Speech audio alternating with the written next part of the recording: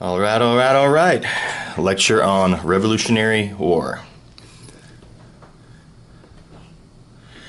All right, here you'd want to go to the Dropbox site and watch the video Bet You Didn't Know about the Revolutionary War.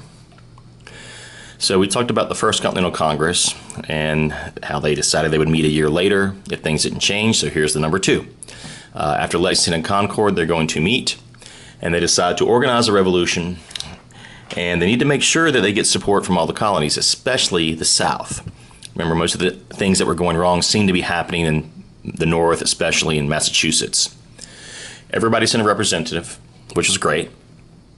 And one way they tried to make sure the South was going to participate was they appointed a Southern person as the head of the Continental Army, and that's George Washington from Virginia. This is seen largely at first as a war for Massachusetts. Even a lot of people in New England weren't sure about if they wanted to go to war completely. It's divided. The country's divided, the colonies are divided on whether they should do this or not. A lot of the soldiers initially came from Virginia and Massachusetts. Washington really never had a large group under his command at any one time. They weren't paid well or regularly. Many times they had poor supplies, which is very inconsistent because you'd have people fighting against the king, and then you'd have people drinking toasts to the kings, trying to seek peace. You can read over this. Some of the early encounters that were successful for us included two people who eventually kind of turned against us a little bit, Benedict Arnold and Ethan Allen.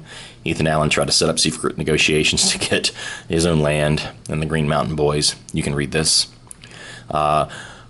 Early conflict was in Breed's Hill, which people also call Bunker's Hill, as you can see on the map up here. They actually moved from Bunker to Breed's for the defense was better. Watch this video on the Dropbox site called Breed's Hill. Famous quote right here by the British general, because he said, wow, we haven't had these casualties in this kind of a conflict. They lost over 1,000 men in this conflict. And it wasn't until the third try and the colonists ran out of ammunition that they were able to take this hill. But it showed and it gave confidence to the colonists because they could organize and defeat the British. The Olive Branch Petition, this was sent while all this was going on to try and make peace with the king. This was sent to the king, not Parliament, written by John Dickinson, and the king basically ignored it. So now people begin to turn against the king as well. The British are organizing. They're going to bring in these mercenaries, these German mercenaries called Hessians, which upset the colonies, as you can read here. We've got to pay for the war. A lot of it's going to be smuggled in from Europe, the supplies that we need. Remember, we don't manufacture a lot of stuff. Most of our gunpowder came from France. Some was made domestically.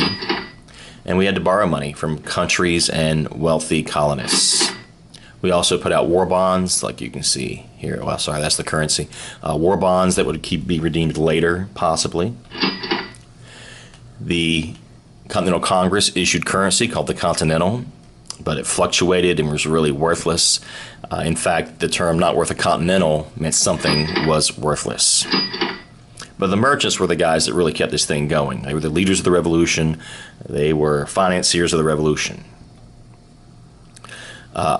We thought that maybe we should go ahead and take Canada before all this thing got going, so we tried to invade Canada. Some of the colonists did. They thought the French would support them since they hated the British, but they did not. So another attempt to take Canada failed. You can read this. Remember that if you go against Britain at this point, you are committing treason. And the way you deal with treason is you kill people. It's death. The Irish knew this. They'd been hanged and quartered. So if you were going against the king, you were going to possibly be killed if you were caught in protest. Think about it. The most powerful country in the world, and we've got these upstart colonists saying, hey, we want our independence. Whose side would you pick? A lot of people are going to pick the side that they think is going to win. This guy's going to change some of the opinions, Thomas Paine. He didn't say anything new, but what he said, he just said it at the right time. First of all, in his pamphlet, Common Sense, he says, the king is bad. So instead of attacking Parliament, we're attacking the king directly. And America should be free. We should have a republic, a social contract with the people. And this was read all over the place. Moores Creek, a little bit of local history. You can read this information. Moores Creek is a place you can go visit. They really do really good reenactments in February and throughout the year. Important to me because I had a great-great-great-grandfather who fought at Moores Creek.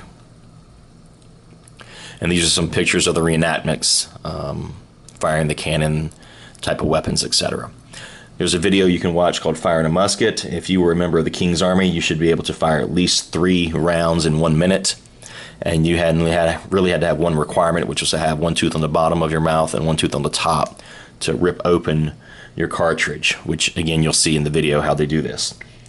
We're going again against the most, these are trained men in firing and formations, and think of it like we're a bunch of farmers with guns going out and trying to fight this. You can read this about North Carolina's role, the Halifax Resolves.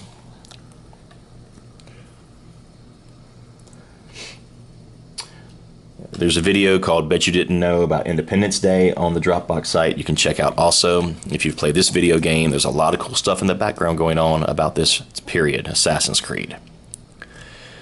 So we're talking about it, and they decide, hey, okay, if we're going to have this independence, we need to have a vote in Congress, and it needs to be unanimous. We need everybody to agree. Every colony should agree. So this Virginian, Richard Henry Lee, is going to call for a vote for independence, which if it had been someone from New England probably wouldn't have gotten as much support, like John Adams or someone like that. Before we vote, we need to make a formal declaration, tell the world why we are doing this. So you can look at that video that I said before, Declaration of Independence. There's also a cool Schoolhouse Rock if you want to Google search that on the Declaration of Independence. So there were 5 guys, this committee was put together. Jefferson's the main writer. And the one thing you want to understand, this is not saying we're going to have a president or any of that jazz. This is a political statement. This is why we are upset at the king. And before we left school, I signed this as a document. I highly recommend you get that taken care of and at least read over it so you can understand what it's about. It's telling the king why we don't like him, why we reject him, why we reject the idea that the king is the king because God says it's okay. And he borrowed from John Locke. He's going to say life, liberty, and pursuit of happiness instead of life, liberty, and property. Today, we celebrate our Independence Day. Okay, you can read over this to see what happened to the people who signed the Declaration. It wasn't all, fun times. A lot of these guys were captured and tortured and killed. Many lost everything they had.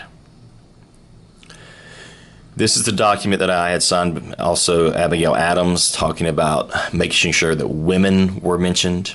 All men are created equal. Does that include women, or is it just a phrase men? She really pushed for women's rights. Lots of great letters between her and John Adams also that we have to see. Jefferson even denounced slavery in the Declaration, but southern states wouldn't approve it. Southern colonies would not approve it if it kept that clause, so it was removed.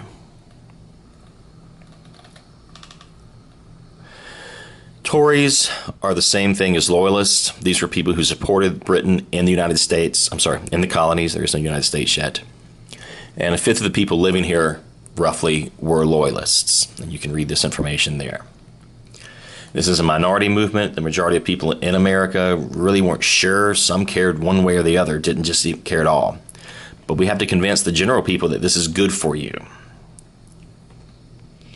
Some of the more radical leaders, Sam Adams, who we've talked about, Patrick Henry with the famous quote, "Give me liberty or give me death." Local colonies, it's hard to look at a map and say, this is where the British controlled, this is where the colonies controlled, who was more in charge of what areas, but these are generalizations.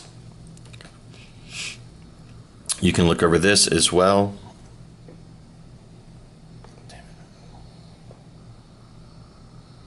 Long and short-term causes of the war. Okay, we're going to make a second part of this because my battery is dying.